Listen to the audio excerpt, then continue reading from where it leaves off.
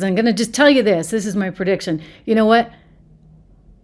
It's the end of the line right now for mainstream media. Legacy media, as you know it, I mean, we've been saying it's dead, it's officially dead. And I don't know really what's quite going to be left of these networks, these behemoths, these longtime legacy operations with their massive news gathering operations, propaganda operations, shall we say. I don't know what's really going to happen to them.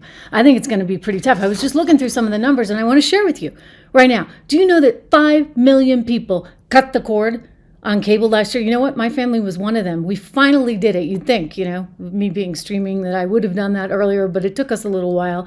We had to figure the whole thing out. And sure enough, we saved a whole lot of money by cutting the cord. It turns out you can get football and stuff like that on YouTube too. So we cut the cord along with 5 million other people.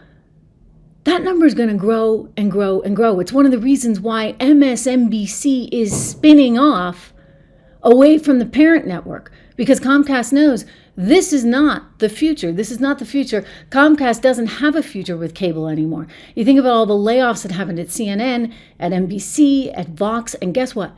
There's plenty more where that came from. Thoughts now that ABC is going to be experiencing massive layoffs, the Disney-owned company that, frankly, finds itself in a whole lot of trouble, in part because guess what? The FCC controls those airwaves that they're on. It's actually different than cable in the case of network. And the FCC, now run by Brendan Carr and Donald Trump, they're not such big fans of Bob Iger, Disney's ABC, or Whoopi Goldberg, or George Stephanopoulos, or David Muir, or any of these people. So ABC is kind of up a creek without a paddle. And then you look at some of these numbers, and this just blew me away. First of all, I did not realize that subscriptions were this low altogether. Take a peek here. Let me see if I can show you. Oh yeah, New York Times, print circulation. It plummeted to 267,000, down 13% in 2024.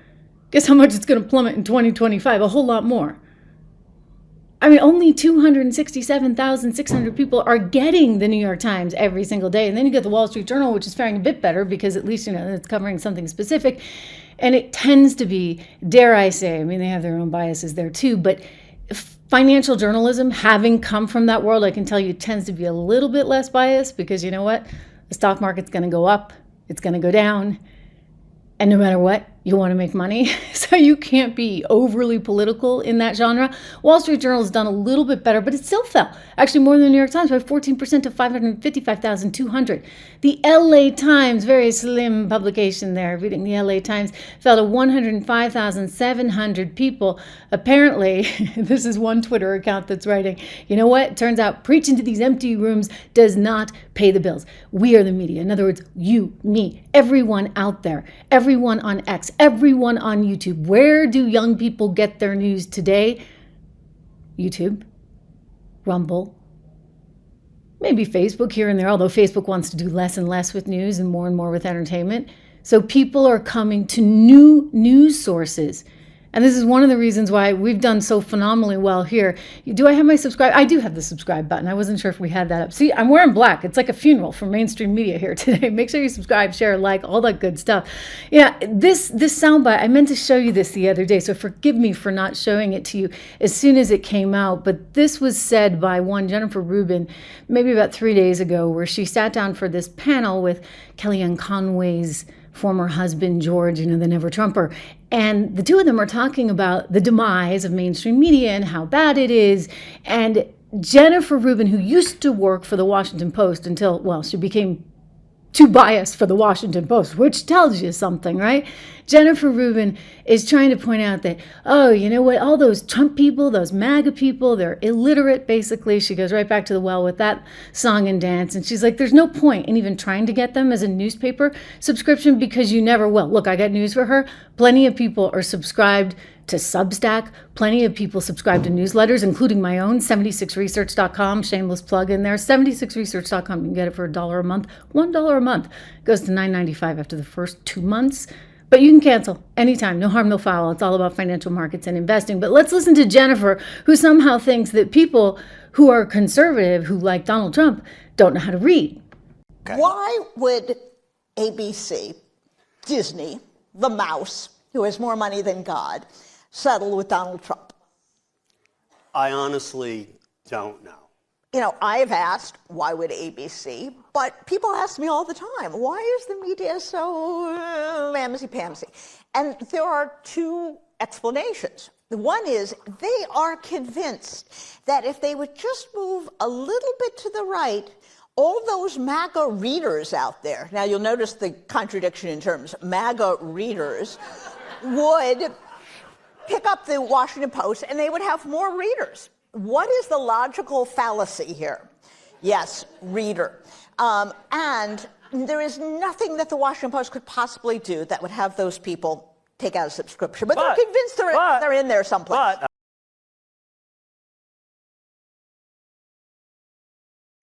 But.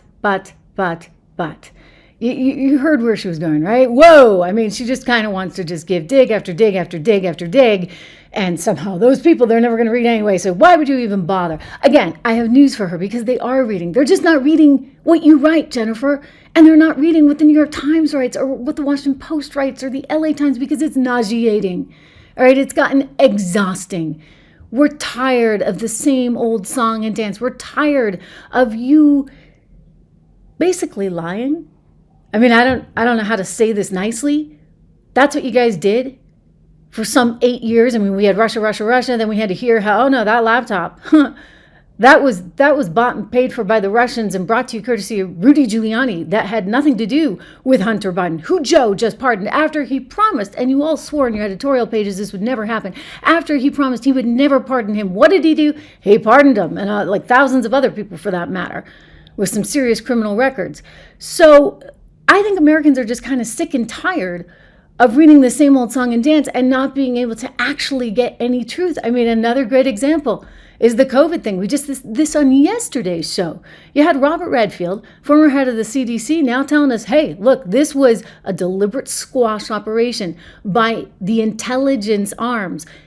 The intelligence, the U.S. intelligence, he believes might have even had operators over there in the Wuhan lab, and they didn't want that information to get out. So they immediately squelched it. You couldn't talk about the virus maybe having been created in the Wuhan lab where they were doing this gain of function research. So they lied to you yet again. And not only did they lie to you, they lied to the President of the United States, Joe Biden. They refused to even tell him how bad his polls were or that there was some intelligence that suggested the virus could have come out of Wuhan, China. I'll let you in on a little secret. Those of you that subscribe to the show and watch regularly, you may have heard me say this before, but I knew in February of 2020, I had heard through very good sources that were highly connected to the administration, to intel ops within the administration, and to China, that it was believed the virus had been created in this lab in Wuhan, China, and it was not deliberate. Like, I should caution, it wasn't deliberate, but they felt very strongly that this had been a mistake and it had gotten out. So I'm hearing this in February of 2020.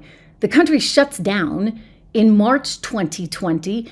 In May 2020, President Trump alludes to, maybe there's been some intelligence that suggests that it could have come out of Wuhan, China. And guess what? Everybody goes nuts. Next thing you know, Nature Journal is totally trashing him. Anthony Fauci, trashing him.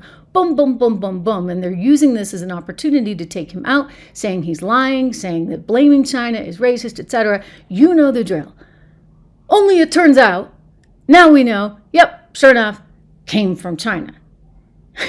So, no, Jennifer, you know what? It's not that people can't read. People don't want to read lies, and that's what has happened. And so you've seen these subscriptions drop massively. And it's going to get worse and worse and worse, if you would, for the mainstream media.